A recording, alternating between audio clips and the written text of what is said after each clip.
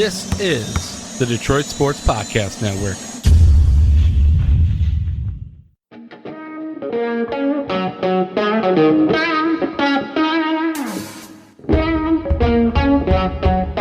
The biggest icon in podcasting.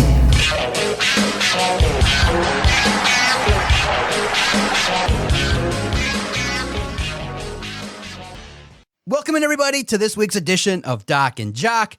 I am the Doc, John Macaroon. Joining me, my cousin, Adam, the Jock Strozinski. I guess he's ready. He's ready to take aim at the DOC for his prediction for putting out false hope.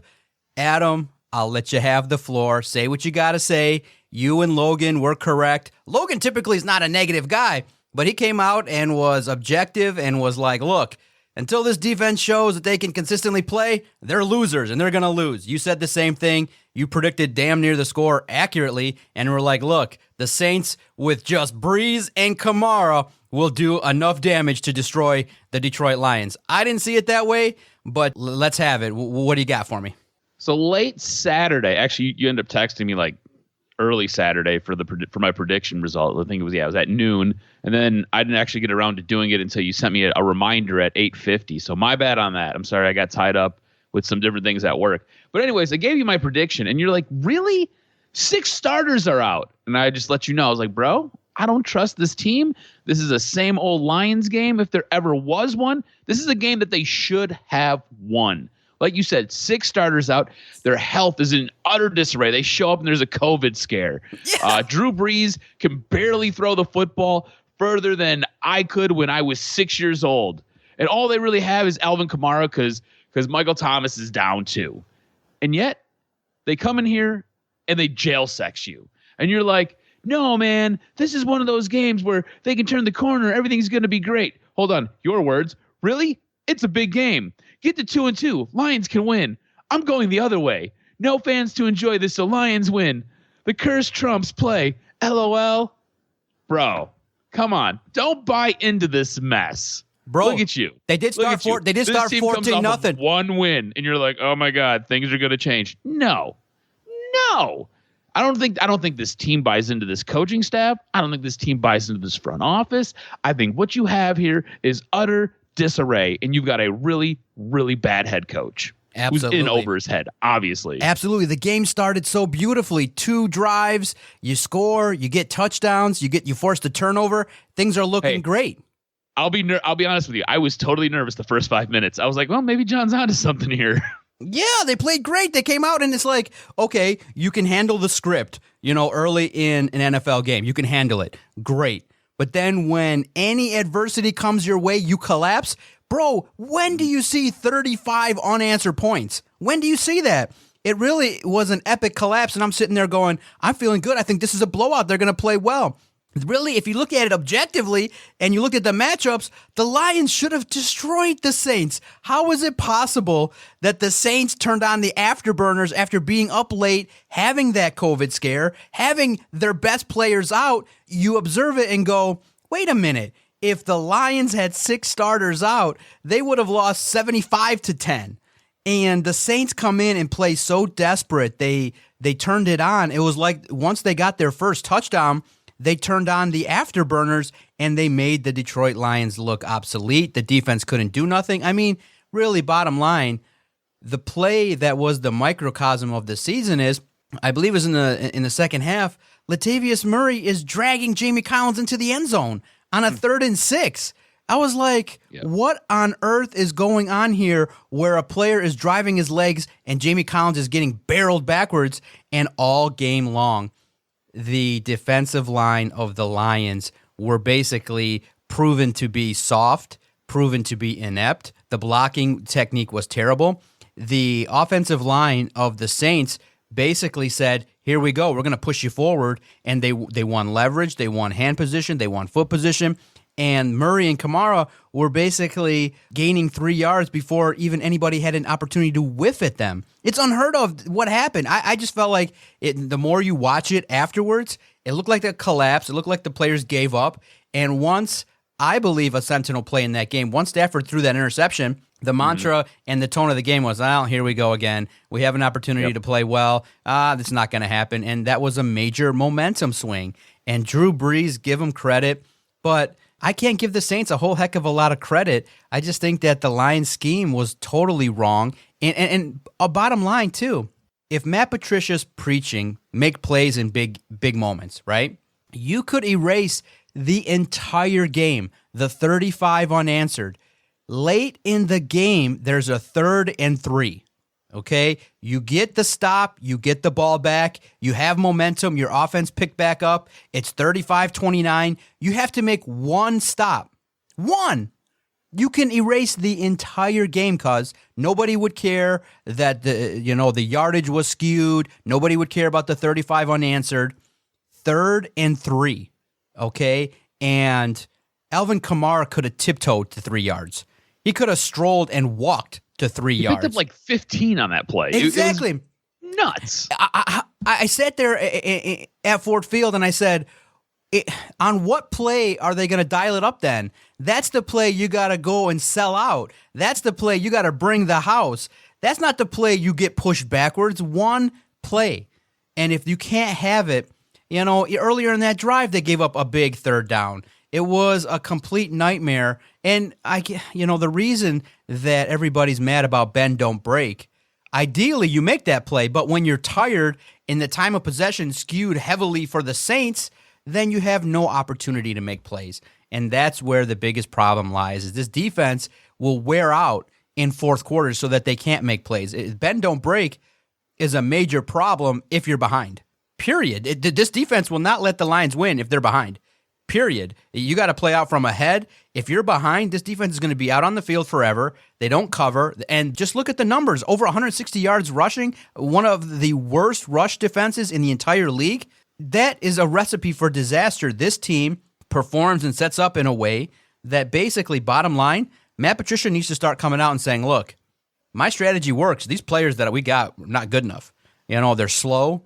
They're too big. They don't know how to, push forward. Their effort level stinks. Hey, man, my strategy works. This is proven to work. These players. But this is the thing. But here's the problem. These players suck. I get it, but these are the players that he wanted. These are the players that he handpicked. We're now 3 seasons into this, and Bob Quinn's been building this for him since the time he got here. So you can't put this on the players. It's all about the scheme. Good coaches build their scheme around the talent that they have. This is just like, if you're a Michigan fan, remember when Rich Rod came in, and Rich Rod had all this hype and all this glory and all this pomp and circumstance, and then what'd he do? He blew it all up because the players that he had didn't fit what he wanted to run. Instead of altering his scheme to fit the players that he had till he could get the guys in here that he wanted, he blew it all up. Matt Patricia's done a lot of the same things, and now we're 3 years in. And in the NFL, you can make it happen a lot faster than you can make it happen in college. You have the players that you want. Jamie Collins is your guy. Harris is your guy. These are all of your guys. You went out and you got all of these guys. This is what you want to do. It just doesn't work. What if big and slow does not work in a fast-paced NFL? Yeah, exactly. 2020 NFL is not the same as what was going on in the 1980s or in the 1990s or in the early 2000s. It's different now. I mean, you could look at a team like Cleveland. Cleveland's a perfect team. You've got 2 running backs that you can hand the ball off and can handle the workload. And they give you different aspects of the game where Kareem Hunt is a little bit more shifty and a little bit quicker than Nick Chubb. But Nick Chubb is still a very fast running back who can run through guys. It's all about speed and space right now, and you have guys who do nothing but try to take up space, and they're really poor at it. Well, I'll ask you this. What if Matt Patricia comes out and says, look, this defense is predicated on making plays late in games. We were in the game. Yeah, it looked bad. We rebounded. Give the Saints credit. They do have 2 amazing players. Drew Brees, future Hall of Famer, Alvin Kamara, really outstanding player. They got Latavius Murray. What if he comes out and says, look, when this turns around on that 3rd down drive, we make those plays. We just got to get in better shape. Later in the season, we'll be in a better position to have those opportunities. You got to remember, in late games, that's why I don't believe in this system, because the margin of error is so thin. But he'll come out and he could say, you know what? we turn it around on that drive. We get the ball back. That's the game. Look at the Super Bowl that he won. The Patriots with Tom Brady had to have a late turnover. They were within one handoff, one proper play call to Marshawn Lynch. You give him the rock, and potentially the Patriots lose a Super Bowl, but they ended up making a play. That's what it's going to look like. Your guys' hearts are going to have to be beating very fast and be on edge with this team because that's what they're going to play. They're not built right now to play like the Chiefs, where they win 26-10 and they can win by 2 touchdowns. They're built like a rocket ship.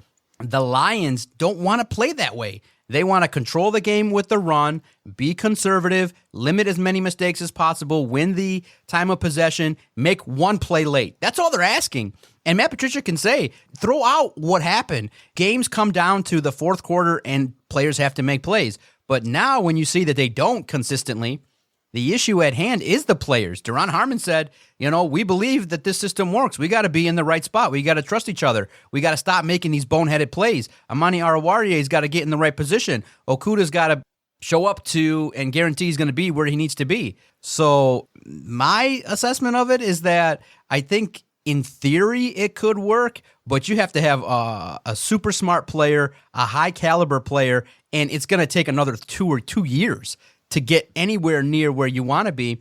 And at this point in time, a 6 or 7 win season's not good enough.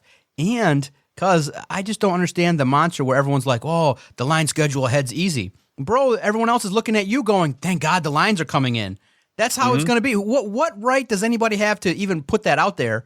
Because of the fact that every game, you think I'm going to predict that the Lions are going to defeat Jacksonville? I can't say that. I think Minshew could have 4 touchdowns on this defense. So the Lions collectively, it just has to be better all the way around. But I got to ask you, how much blame do you give Stafford? I mean, Patricia could also say, look, this quarterback that the franchise loves, we're at 14-14. We're driving. We're good. We're in a game. We don't call for him to throw the ball to the other team. We say, hey, find the big hawk and get him the ball. Instead, Stafford throws off his back foot, throws one of the worst passes you're going to see an NFL quarterback throw, and turns the ball over. I know many players won't come out and say that, but I bet you a different quarterback with this talent, let's just say you put Aaron Rodgers with this team. Is this team 1-3? I can't imagine. I think they'd have at least 2 wins. They beat the Bears handily, and they beat the Saints. So there you go, the quarterback play, taking sacks, not making the throws. I mean, literally, who was that throw to? Was it Marvin Hall or Marvin Jones? There were plays that were there. There was one drive where Stafford looked and started throwing the ball, and it was so mistimed and so disorganized that many have come out and said that's probably one of the worst drives of Stafford's last 5 years. It was so horrible that each pass that he threw on a drive could have been intercepted. Something's up with him. I don't know if he's down. I don't know if he's just wore out now already with the losing. But Stafford has to take some culpability in what happened. Do you think Stafford's basically got one foot out the door?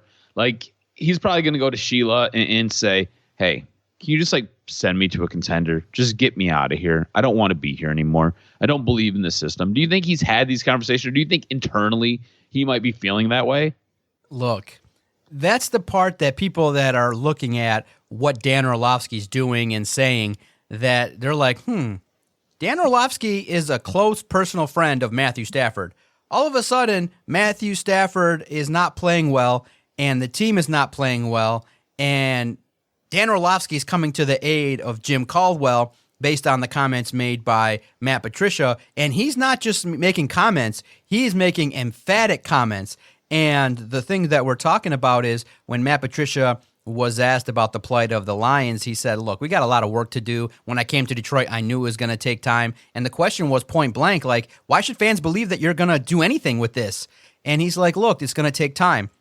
And the former players that played for Jim Caldwell took high offense to that notion. And we'll talk about Jim Caldwell and what Matt Patricia's era has done to the legacy of the Lions' former coach. But the former players came out in droves and were like, whoa, back-to-back 9-win years. We made the postseason. Hey, if Bob Quinn would have just tinkered and kept Jim Caldwell, there's an opportunity that we would have maybe taken the next step forward.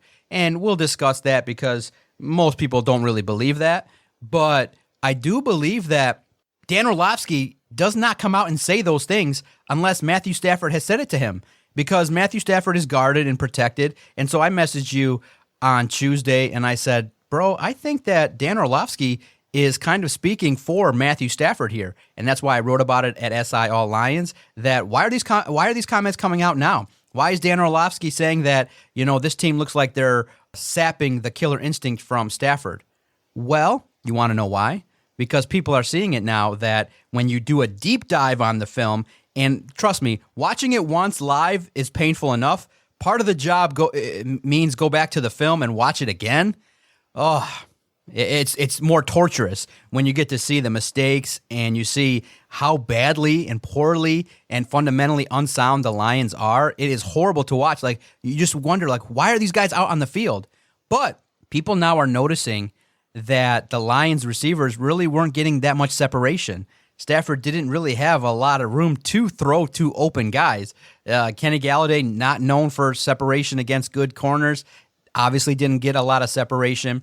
So what's the code here? What's the underlying meaning?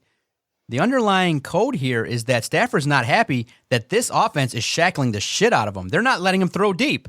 They're letting him throw deep once a game, twice a game. Last year, it was totally different. They were zinging it all over the place. They were doing things. And now Stafford, when Dan Orlovsky says that, hey, they've taken away his killer instinct, what they're saying is they're not letting my boy throw. They're not. They want him to dink and dunk, and they want now, while, yes, publicly, Stafford can come out and be like, I love having AP. Oh, turning around and handing it off to him 20 times will be awesome. If you're a quarterback, you got to be a little bit bummed out that you're not zinging it all over the place. You're not having a quick strike offense. You don't think that he sits down in his lovely mansion and watches Patrick Mahomes and goes, damn, that would be fun to run. Throw it to Tariq, throw it to this guy, throw it to a great tight end. Oh, my God, if Andy Reid had Matthew Stafford, forget about it. He'd have rings. Instead, what does Matthew Stafford get? Hand off to Peterson, 2-yard pass to Swift. Hand off to this, 5-yard out to TJ Hawkinson. He's not happy. He cannot be happy running this offense in terms of being able to strike explosively in the first half and then going run in the second half. He cannot be happy. He's not happy. This is the problem. No, I would assume he wouldn't be happy. I wouldn't be happy spending my 14-year career here where all we do is lose. And then the best coach we have, you end up blowing him out because apparently it's not good enough to bring in your boy who sucks even harder than an 8-mile prostitute. But here's the thing. The offense has to complement the defense, and I think that's the biggest problem here. Yep. The way this team is built and constructed is you need the offense to be able to chew up the clock because, again, you talked about it a few minutes ago. With this defense, it's bend, don't break. You're out there forever. You're out there for an eternity of time. And when you guys get back to the sideline, you're exhausted. So now your offense has to go out there, and your offense can't be out there for a minute 40. Your offense has to be out there for 5, 6, 7, 8, 9, 10 minutes. It's got to be able to chew up the clock to give you a breather so then you can go back out there and do your bend but don't break. And I don't think this offense is built because this team should have been built more around this offense because the offense was more of a finished product than the defense ever was. If you build a quick strike offense like this offense was put together to be for the most part, you got a quarterback who's got a great arm. You got 2 running backs who can catch the ball out of the backfield and kind of stretch the field. You've got wide receivers in Marvin Jones and Kenny Galladay who can stretch the field deep. And then you've got guys that catch the ball underneath, and you go and you grab a tight end like TJ Hawkinson. I mean, this just screams stretching the field and creating gaps and holes so you can throw the ball 10 yards downfield to 50 yards downfield at a clip and really open the playbook up. Yet, you want to turn into this ground and pound, chew the clock up run team because your defense that you've been spending the last 3 years putting together with the rehab parts from New England has to play out there for 8 minutes every single time that there's a possession for the other team. And by the time you get back to the sideline, you don't have a chance to catch your breath. I mean, the way this team is put together is completely flawed, and that falls down on the head coach and the general manager. And that's what the problem is. And yeah, if I was Matt Stafford, I'd be pissed. And yeah, if I was Matt Stafford, I'd be telling Dan Orlovsky things. And I'd be excited if Dan Orlovsky goes out there and obviously backs one of the best head coaches Detroit has ever had in Jim Caldwell, which is sad to say. It is, man. It is, because look, everyone knows our position. We've recorded it for 2 years. Jim Caldwell peaked. Okay, so when you read the article about, read the headline as it stands. It's no joke. That's what was written. The legend of Jim Caldwell has grown, not because of Jim Caldwell. The article states, the legend of Jim Caldwell has grown since Matt Patricia has failed. So what does that mean? We are all desperate to go back to an era that was going to plateau, that was never going to bring you a Lombardi trophy, because you and I would be like, you know what? At least there were victories. At least we got to the game and failed and fell flat on our face in week 17. Right now, we're falling flat on our ass in week 3. Week 4, 1-3, week 1, you're like, oh my God, they dropped the ball. We're 0-1. This doesn't look good. So now as a result, this is great. It's a new bit in that Jim Caldwell, forever and a day, his tenure's done. He's fixed. He can just sit back and just go 9-7 in back-to-back years. You guys don't like that? All right, enjoy that. So that is going to be a bit that keeps on giving forever, because of the fact that if the Lions don't turn it around, it just makes everybody go, man, was really 9-7 in back-to-back years all that bad? At least we were in it. At least we had a chance. There was disappointment, but not like this where we're already out of it and we can't even predict that the Lions can beat Jacksonville. It was better, and that's why I wrote last year, Dear Jim Caldwell, I'm sorry. That's why I'm in the mix going, you know what? Yeah, it's defeatist. Yeah, it's sad to look back and go, hey, your expectations are not high. But that's not my fault. That's the organization's fault. The Lions organization, as it's constructed, has defeated everybody to go, you know what? I'll settle for 9-7. I'll settle for an opportunity to get to the postseason and go from there. That's the result of bad coaching, bad football. That's not my fault. It's not, that's just normal expectations going, hey, I don't believe anymore. You've defeated me. I don't believe this team's going anywhere. So you know what? I'll take what I saw. There were wins. We broke down game. We broke down officials screwing the Lions. Now we just talk about the same thing over and over. A janky defense and players that can't make plays in key moments. At least with Jim Caldwell, there was excitement. There was Matthew Stafford looked a lot more proficient. Yeah, they shackled him too, but at least there were times where, hey, they won the game at the end of the day. You had in 2014 one of the premier top 3 defenses in all of the land, and you're within a bad call away from potentially advancing and getting that second playoff win. So Jim Caldwell, the legend has grown. He's King Jim Caldwell now in these parts, and that's how I'm going to refer to him. I would go back in a heartbeat to 9-7 and just barely making the playoffs every couple years, because what this is no hope from week 2. King JC, that's your boy. King JC showed that he is the OG of all OGs, man. How in the hell did he get 9 wins, 18 wins in 2 years out of the Detroit Lions? Dude, I don't know, but I would go back. I would give anything to go back to those days where this team was making the playoffs what seemed like every other year. And like you said, they were competitive right up until week 16, week 17. I'd do anything for that, because what we've got right now is sad. And look, it's weird when you compare this franchise to another franchise like Houston, right? Houston goes 0-4 and they quickly broom out Bill O'Brien. And then you look at this team and they're just kind of piddling away, and it's 1-3, and they're not going to make any changes. Do you think Sheila needs to come out and, I don't know, say something about this, or even address the fan base about everything? I mean, I don't know if I can. Yeah, I do remember a time. It was when Matt Millen was here. But, I mean, we're kind of at that point now where it's as bad as when Millen was here. And that was bad, man. I mean, 0-16, you're one of the only teams to ever have a record like that. You were the worst in the league. And I don't know if we're going to get to 0-16, but it just feels like the emperor has no clothes, and you can basically see through this guy. And, like, I don't know how this team buys in or how this team believes in this coach, because me just sitting back and watching it, I definitely don't. And I was telling you before the show, I wish a guy like Matt Stafford would stand up and say something. Yeah. Whether he goes to Sheila and talks to her, or whether he just says something in the media, Just let somebody know that he's upset and that he's not willing to deal with this crap anymore, and just force somebody's hand, because at this point, being the nice guy, being the company man, it's not doing anything for your teammates, and it's not doing anything for this organization. It's just setting it back. See, most people would want her to come out and actually say we're announcing the firing of Patricia and Quinn, but at least she has the duty to come out and say we're going to give these guys the opportunity till the end of the season. And that's all you got to say. It can be 5 minutes long. You don't even have to field questions. Just stand in front of a camera. Fans, here's what's going on. Matt Patricia will be the head coach until the end of the year. We still have faith in his abilities, and and give the company line and keep it moving. That's all people want to know, is that, hey, maybe if you take a couple questions, you can even take it from DetroitLions.com. Hell, you can even do how the Tigers did it, where you say, hey, send us your questions and we'll pick 3 of them, and Tori Petrie will ask her. And you just get some kind of interaction. That's what the job of an owner is to just let us know what the deal is. And you just have to formally state it, because, look, what happens is, if you're not going to be fully, what you can do is you can quell some of this talk. I mean, literally, you're hanging your boy, Matt Patricia, out to dry.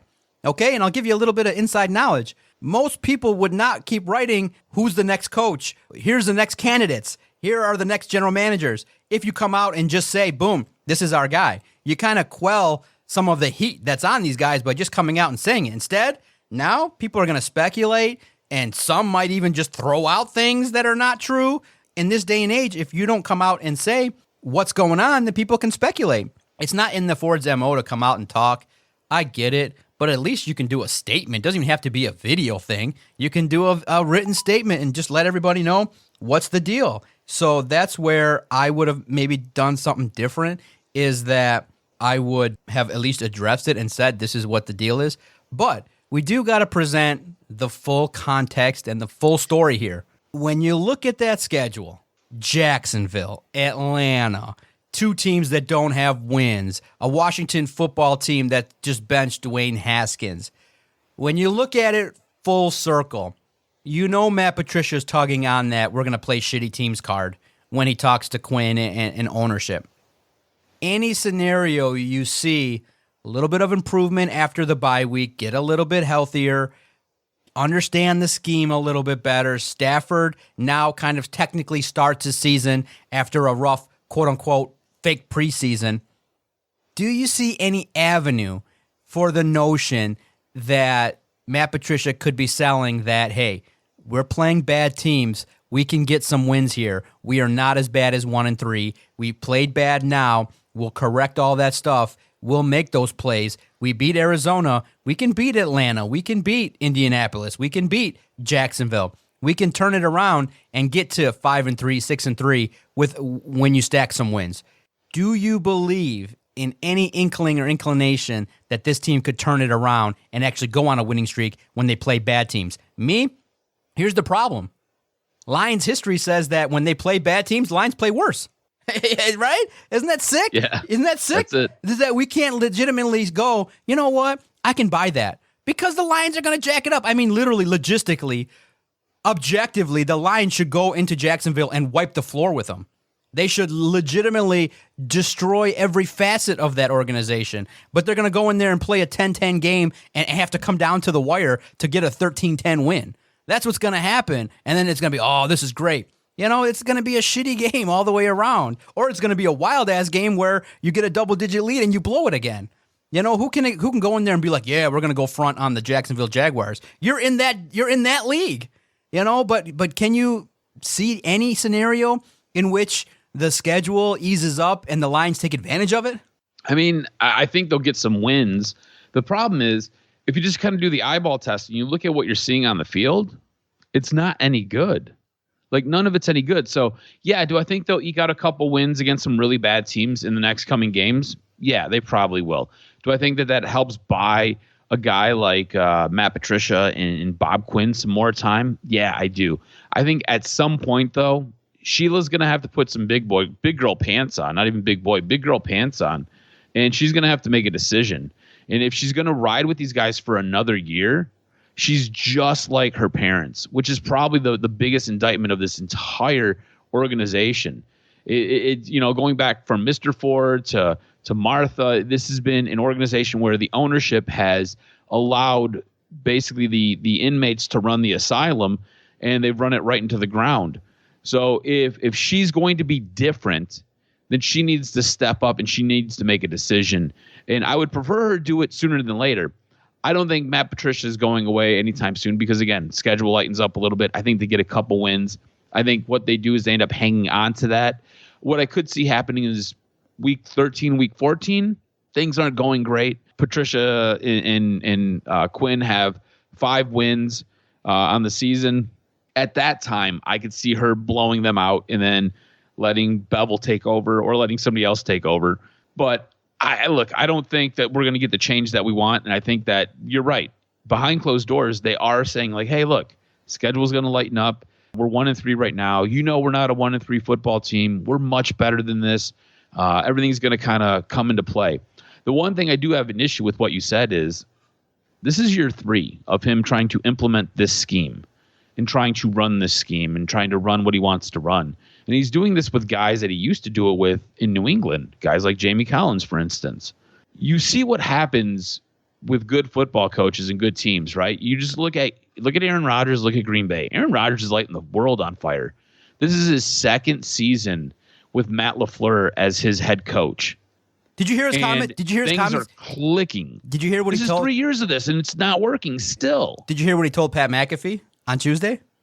He lit the internet on fire with his comment about his down years. Dude, that was the best. Dude, that was simply delivered OG. He was like, "Look, got a good team, playing well. Just destroyed a team on Monday Night Football." And he comes out and he's talking about, things are going well, And then he just cavalierly goes, I kind of laugh. A lot of my down years are career years for other quarterbacks, and it was just delivered flawlessly. Everyone knows it. You drop the mic. Everyone knows it. And you just go, wow, he said it, and OG deserves to say it. And the best part is right at the end, he goes, it's just facts, bro. And, after Pat McAfee loses his shit, all the guys are like, hell yeah, thanks for saying it. And it was cool because he let his guard down, and it's not wrong. He's got a ring. He plays well. Now, you could argue he deserves to have, and he should have 2 or 3 rings. But all in all, you could also say that maybe the organization also figured out and knew that, hey, part of sports is psychology. Part of sports is going, hey, this guy, Aaron Rodgers, he kind of needs that challenge. Where did he come from? What drove his first 10 years in the league was the fact that he felt disrespected. So why not just go out there and say, you know what? We can look to the future. It's win-win. Plus, if Rodgers takes this as a challenge and gets pissed off, then we're going to get some amazing play. And I think underhandedly, the psychologist in me goes, the organization did this to piss him off, to motivate his ass to get it into gear. And I think they did it. They pissed his ass off because they knew the world was going to say, oh, Rodgers is done. Look what happened. 13-3 was a fluke. Bop, bop, bop, bop. Boom. Everyone was writing about his demise. And now he's balling out like an OG with not the best talent, So this was great win-win for the Green Bay Packers. This is amazing for them. And we're left to sit here and go, oh, can Stafford just throw the ball, to the right guy and not take sacks at the inopportune times? And that's just the way it is. It's not fair when you look at the Lions collectively that it's just not run right. Things are always like this. You don't, literally, how is it possible that a team has a COVID scare?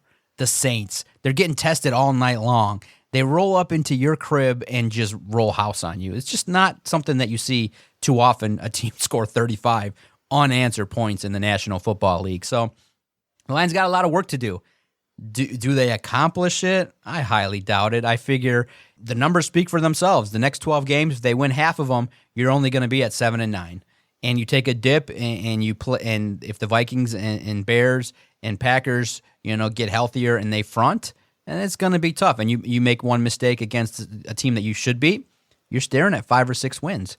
So unfortunately, it sucks to say, but like in many years, like we've said before, we've said it in previous podcasts, if you want this regime to change, you have to root for the Lions to lose. And I tweeted it at Detroit Podcast. I said, unfortunately, if you guys wanted Matt Patricia to get blown out at the bye week, the Saints would have had to have won 45-10 or 14. You needed a blowout. So if you want this regime to end, unfortunately, you got to cheer for a bunch of losses. And that sucks to say. It sucks to say. It does. But here's a question for you. So that game ended up 35-29. Yep. Did it feel as close as one score? No, it was garbage time. That doesn't count. It's stat Patrick time. No, that doesn't count. The game was over 35-14. There was like a 99% chance they were losing. Exactly. And then you talk about that third down that Kamara picked up. He could have ran into the end zone if he really wanted to. Right. So, I mean, I really wish they would have put one more on the board just to stretch it out and just to kind of rub it in, because it would have been the ultimate sign of disrespect. And I think it might have forced Sheila's hand to maybe have to think and do something. Instead, she can just kind of carry on about her ways. Yeah. This team is so frustrating. I hate this damn team. Damn, man. It's tough. But, the bye week came at a good time, opportunity to change. So we'll see what happens and move forward. And let's see how it plays out. But it's not looking good. Things are down. It's good to have a week off from the Lions. And let's move in a different direction. All right. Talking Red Wings. First time in a long time looking at the boys that don the winged wheel. And it was draft night on Tuesday, and it was cool. I liked seeing the way they did it, even though it was virtual. I liked seeing Alex Trebek announce the Ottawa pick. It was cool. It brought a moment of levity. So we're all waiting to see, okay, does Stevie Y make a move? And poor guy, he was exposed to COVID. So far, so good. No positive tests. So you look at it on that front, and you go, okay, Stevie Y still got his wits about him. And Chris Draper announced that, boom, it's Luke Raymond, the right winger. And this is after the announcement that, hey, in the last couple of weeks, Stevie Y started to go through that roster and go, all right, Jimmy Howard, bye-bye, we're not going to give you a contract. Dude, Abdelkader got a sweetheart deal. He's going to get it bought out. He gets to probably go to hopefully a better team, maybe Edmonton if he's got a fan favorite there, maybe Toronto, maybe someone else that would want a 33-year-old who scores no goals. But yeah, Steve Yzerman went out there and said, okay, we're going to start going through this roster and making some moves because it's go time. So you got to love that. And then he picks up the right winger. You start to read, definitely a sniper, good player, tad on the undersized situation.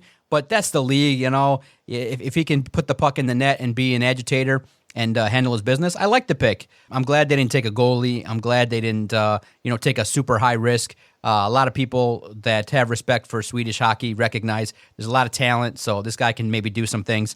So all in all, stock watch is good for Steve Yzerman. And look, you get the ultimate sign of respect when the Tampa Bay Lightning win the Stanley Cup. Now, yeah, some moves were made after he left that solidified the team, got him a little bigger, a little bit more physical and imposing because, when you look at it, when they got blown out by Columbus, they went back and said, oh, we can't continue looking like this. We got to upgrade a couple more positions, and boom, a lot of the fundamental pieces were put together by Yzerman. So I have no doubt this roster in a year or two is going to play a lot better, but at least now you saw moves. Get rid of the guys that can't play. Oh, and by the way, we should have celebrated. Celebration time, Eriksson's gone. At least that puts a jump start in my day. Hockey doesn't play a whole heck of a lot with us because, football and college sports is a lot more, there's a lot more rabid fans. But hell yeah, I'm excited. When I saw that Jonathan Ericsson got cut, I was like, hell yeah, party time. That era ended quickly, and at least Yzerman is unraveling some of the garbage moves that Kenny Holland made, and he's doing it pretty quickly. I think what you're seeing is a guy who's coming in and he's really putting a stamp on everything right now. I mean, this is a guy who went out and he ended up trading for Mark Stahl and a second-round pick in this year's draft, which Mark Stahl's a little bit older, but it's a name, and he ended up acquiring another second-round pick because the Rangers are looking to kind of move on, and they're looking to kind of revamp their team as well. Now you buy out a guy like Abdelkader, who we all hated that contract. I hated it the moment he signed it. Oh. This is a guy who hasn't produced at all, and you're not offering Jimmy Howard a contract. So you're seeing the evolution of this team, and it's happening very, very quickly, which I think if you're a Red Wings fan, you've got to be excited about.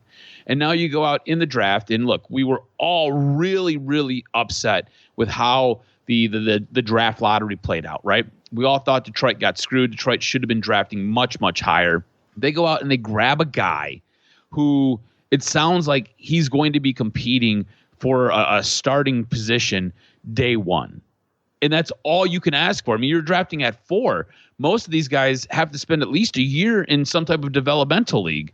Instead, this guy who's 20 years old. Lucas Raymond is going to come in and he's going to compete day one, which is fantastic.